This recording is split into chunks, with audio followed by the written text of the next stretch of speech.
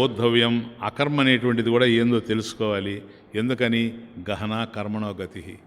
ఈ కర్మల యొక్క యథార్థ స్వరూపం ఎంత తెలుసుకున్నా అర్థం కాదు. బాగుండా? చాలామంది కర్మల గురించి మాట్లాడేటప్పుడు ఈ శ్లోకం జనరల్గా కోట్ చేస్తారు శాస్త్రాల్లో. ఎక్కడైతే వాళ్ళు ఎక్స్ప్లెయిన్ చేయలేకపోతారో శాస్త్రాన్ని, అక్కడ గహన కర్మణో గతి ఇది ఉంటాను మీరు. నాయన కర్మల విషయం తెలుసుకోలేము నాయన. అయితే నువ్వు దిగేనాయన, నువ్వెందుకు నాయన? ఇప్పుడు తెలుసుకోగలము, తెలియజెప్పగలం అంటేనే ఉండాల, లేకపోతే అవసరం లేదు. అంటే దాని అర్థం ఏంటంటే గహన కర్మణో గతి. గహన విషమ, దుర్జ్ఞాన అంటే తేలిగ్గా తెలుసుకునేటువంటిది కాదని అర్థం. పోయి కష్టపడి తెలుసుకో, సరైనటువంటి సద్గురుని ఆశ్రయిస్తే అర్థమైపోతుంది. కాబట్టి కర్మణ హి అపి బోద్ధవ్యం. ఫస్ట్ లైన్ నేను కర్మణో హ్యపి బోద్ధవ్యం, కర్మణ అపి బోద్ధవ్యం. అంటే ఏంటి కర్మ అంటే ఇక్కడ శాస్త్రవిహితస్య కర్మణ బోద్ధవ్యం.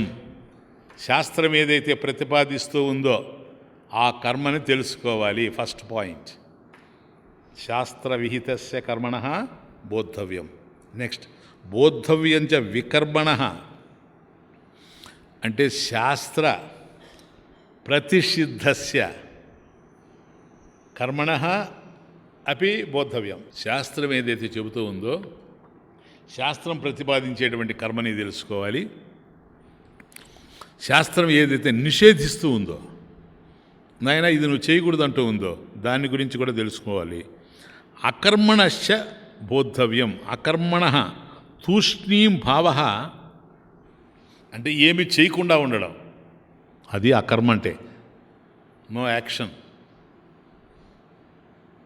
అకర్మణశ్చ బోద్ధవ్యం, తూష్ణీం భావస్య బోద్ధవ్యం. గహన కర్మణో గతి. గహన విషమ చాలా కష్టమైనటువంటిది. దుర్జ్ఞాన కర్మణో గతి. కర్మణ గతి. గతి యథాతత్వం.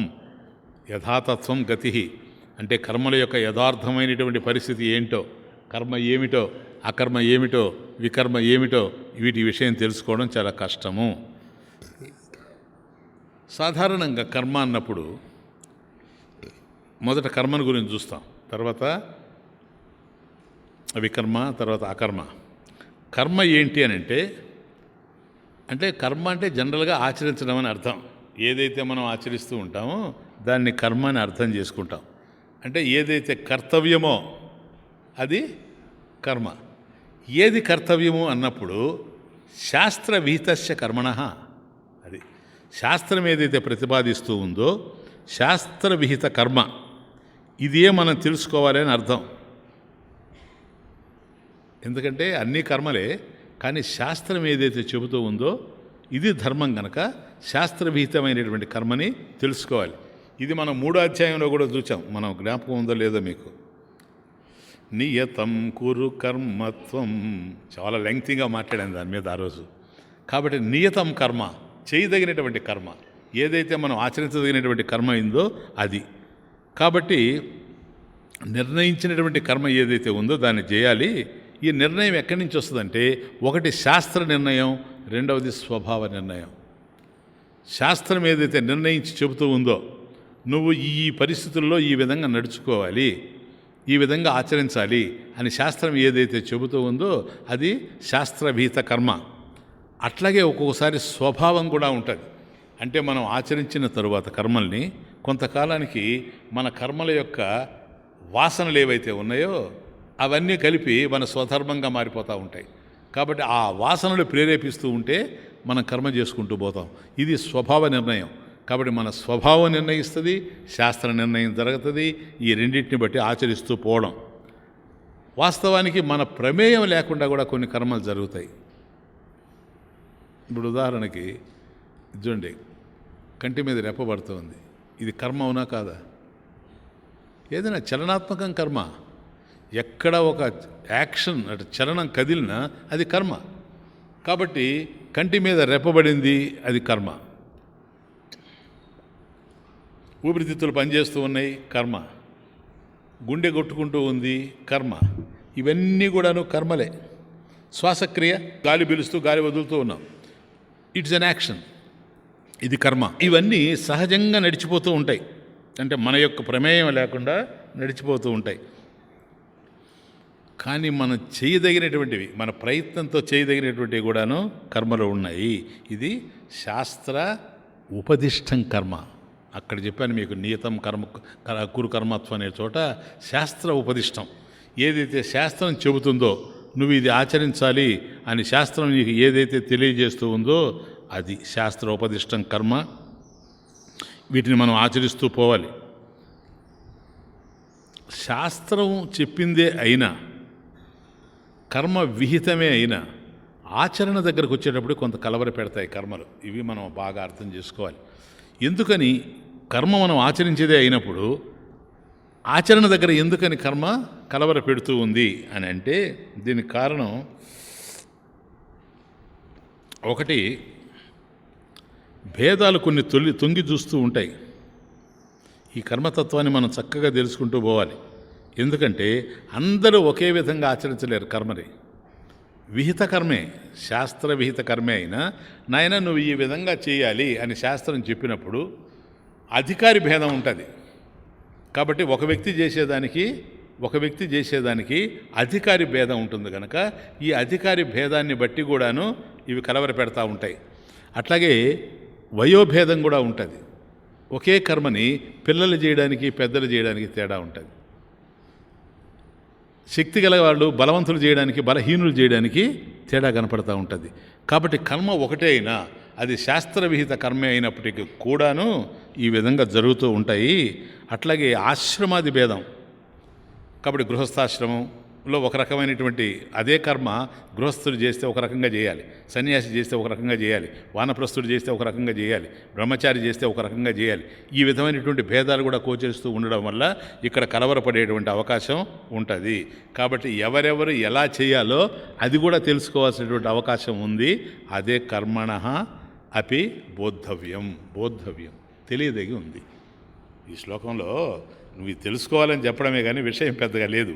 కాబట్టి కర్మణః అపి బోద్ధవ్యం, నువ్వు కర్మ అనేటువంటిది ఏదో తెలుసుకోవాలి. ఏం కర్మది? నువ్వు ఆచరించదగింది ఏది? శాస్త్రవిహిత కర్మ. శాస్త్రవిహిత కర్మను ఆచరించాలి. ఇక రెండవది బోద్ధవ్యంచ వికర్మణః అంటే శాస్త్ర ప్రతిషిద్ధమైనటువంటిది. శాస్త్రానికి ఏదైతే విపరీతంగా కనపడుతూ ఉంటుందో, విరుద్ధంగా ఉంటుందో, శాస్త్ర విరుద్ధంగా శాస్త్రానికి విపరీతంగా ఆచరింపబడేటువంటి కర్మ ఏదైతే ఉందో అది వికర్మ. స్వామీజీ, కర్మ అన్నప్పుడు ఆచరించదగింది గనక, శాస్త్ర విహితంగా ఉంది గనక దాన్ని మనం తెలుసుకోవాలి, బోద్ధవ్యం. కానీ బోద్ధవ్యంచ వికర్మణ అపి బోద్ధవ్యం, వికర్మణ కూడా తెలుసుకోవాలి. అంటే శాస్త్ర నిషిద్ధమైనటువంటి, శాస్త్రానికి విరుద్ధమైనటువంటి, విపరీతమైనటువంటి కర్మని ఎందుకు తెలుసుకోవాలి అంటే, తెలుసుకోకపోతే దాన్ని చేసే అవకాశం ఉంటుంది. అది ఇంకేం లేదు, సింపుల్ లాజిక్. ఎప్పుడైతే నీకు ఇది విరుద్ధము, శాస్త్ర విరుద్ధం అనేటువంటి కర్మ కనుక నీకు తెలియకపోతే అది కూడా శాస్త్ర విహితమేమో అనుకొని నువ్వు ఆచరించేటువంటి ప్రమాదం ఉంది కనుక శాస్త్ర విరుద్ధమైనటువంటి నిషిద్ధమైనటువంటి కర్మలు ఏవైతే ఉన్నాయో వాటిని కూడా తెలుసుకోవాల్సినటువంటి అవసరం ఉంది. ఇప్పుడు అది దీపము, అది కాలుతుంది అని తెలియకపోవడం వల్ల కదా పిల్లవాడు చేయి పెట్టేస్తాడు. అదే మనల్ని పెట్టమంటే పెట్టాం. ఎందుకంటే ఆ దీపం అనేటువంటిది అది వెలుగు, ఆ వెలుగు ఏదైతే ఉందో అది మనం పట్టుకుంటే కాలుతుందని మనకు తెలుసు. కాబట్టి ఏదైతే మనకు చెడు చేస్తుందో, ఆ చెడు ఎలా చేస్తుందో అది తెలియకపోతే కూడాను ప్రమాదం జరిగేటువంటి అవకాశం ఉంది కనుక వికర్మను కూడా తెలుసుకోవాల్సినటువంటి అవకాశం ఉంది. అంటే శాస్త్ర ప్రతిషిద్ధస్య కర్మణః అపి బోద్ధవ్యం, అది కూడా నువ్వు తెలుసుకోవాల్సినటువంటి అవసరం ఉంది. ఓకే, నెక్స్ట్ అకర్మణస్య బోద్ధవ్యం. ఇది అకర్మణ అంటే ఏ కర్మ చేయకుండా ఉండడం అంటే అకర్మ. అకర్మ అంటేనే కర్మ లేనిది అకర్మ, నో యాక్షన్ అంటే కర్మ లేనిది అని అర్థం. తూష్ణీం భావ. అయితే ఇంతకుముందే మనం ఒకటి చూచాం, కర్తృత్వ భావన లేకుండా కర్మను గనక ఆచరించినట్లయితే, కర్తృత్వ భావన లేకుండా కర్మాచరణ జరిగిందనుకోండి, అది బంధం కాదని కూడా చూచాం. అది కర్మ కిందకి రాదు, బంధించదు కర్మ కదా.